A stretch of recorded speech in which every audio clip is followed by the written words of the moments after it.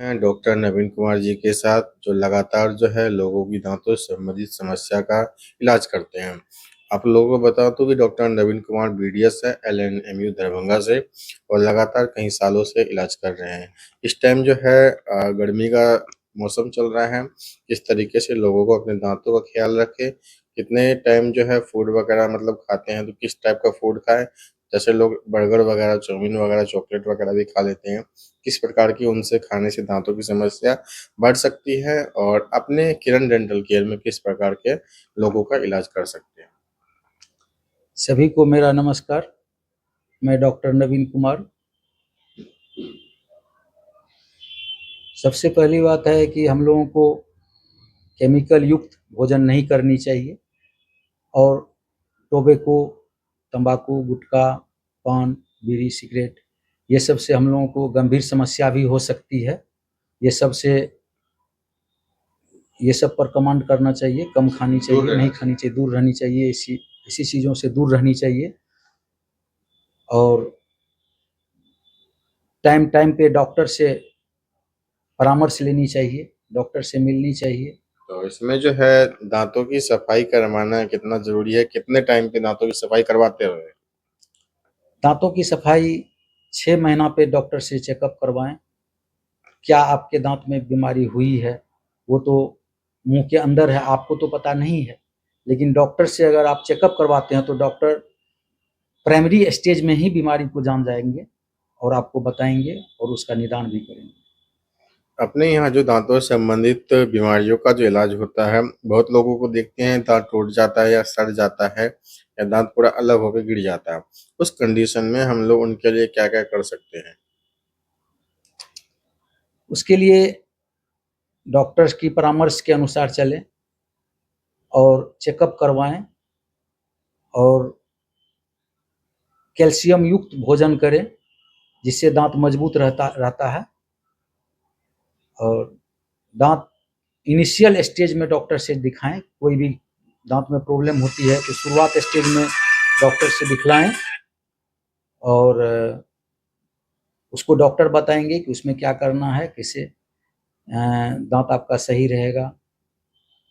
उसके लिए जैसे कैविटी हो गया है तो उसका आरसीटी होता है, डीप कैविटी के लिए आरसीटी होता है, पेन है तो आरसीटी किया जाता है। इम्प्लांट जो है मार्केट में कितने तरह के आ गए हैं ताकि लोगों के सुविधा के अनुसार इम्प्लांट करा सके? इम्प्लांट तो एक ही तरह का होता है, इम्प्लांट है जो कि उसमें फिक्स हो जाता है, वो बोन में ही फिक्स, एक प्रकार का सर्जरी के द्वारा ही इम्प्लांट किया जाता है।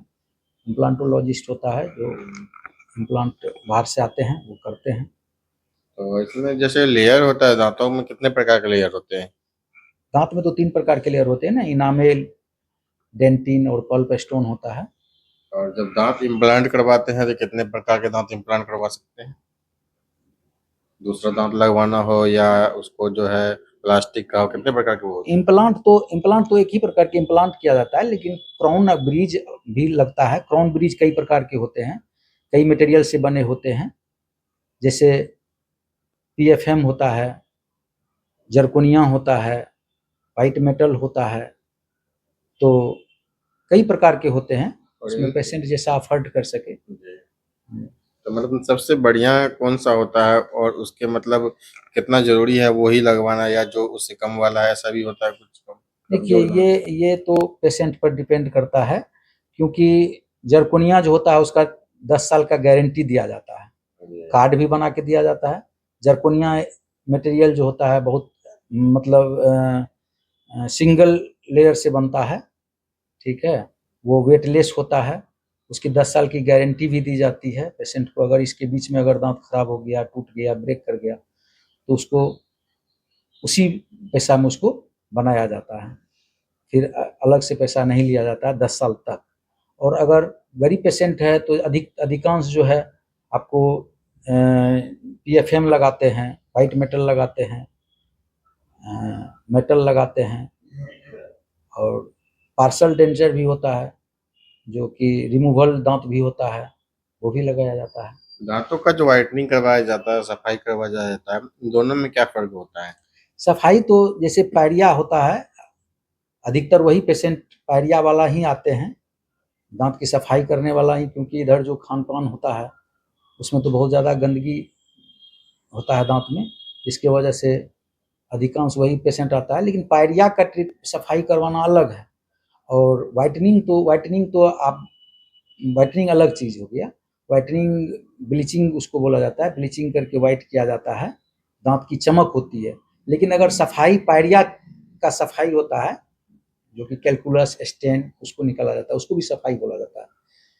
तो दो प्रकार के होते हैं। तो दांतों में कभी-कभी सेंसिटिविटी होता है, सेंसेशंस होता है, जो गर्म पानी या ठंडा चीज़ पीने से होता है।